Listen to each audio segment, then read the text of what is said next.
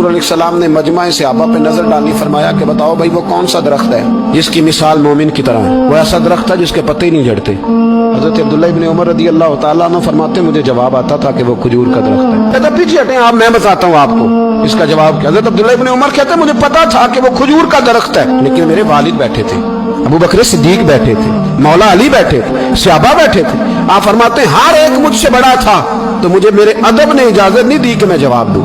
अल्लाह करे मेरी इस बात आपकी समझ में आए। सवाल का जवाब मुझे आता था, लेकिन अदब का तकाजा था कि मैं बड़ों की मौजूदगी में जवाब न दूं। हुजूर ने दोबारा पूछा, सहाबा खामोश रहे, तो फरमाया मैं बताऊं या रसूलल्लाह बताइए। तो महबूब फरमाने लगे वो खजूर का दरख्त है।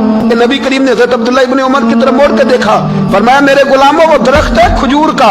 अब्दुल्ला को जवाब आता था, इसे पता था कि वो खजूर का दरख्त है, लेकिन तुम्हारे अदब की वजह से ये खामोश रहा। मेरे रसूल करीम अलैहिस्सलाम के गुलाम जिनके इल्म पर मेरे नबी को इतना एतमाद है कि हुजूर ने फरमाया मैं इल्म का शहर हूँ और अली उसका दरवाजा है।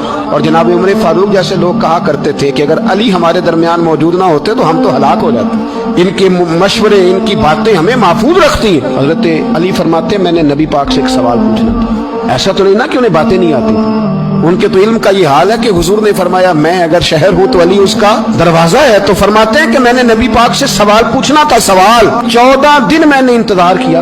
हर रोज मैं मस्जिद में जाता, घंटों बैठता, पर 14 दिन इंतजार किया। क्यों? फरमाते मेरे दिल में ख्याल आता था कि कोई और आए, वो वाला मसला पूछ ले तो मेरे वाली बात भी हल हो जाए, मुझे हुजूर से पूछना ना पड़े, कोई और पूछ ले ताकि मुझे ना पूछना पड़े। फरमाते हैं 14वें दिन एक बद्दू आया, उसने आके नबी करीम अलैहिस्सलाम से सवाल वो पूछा जो मेरे दिल में था।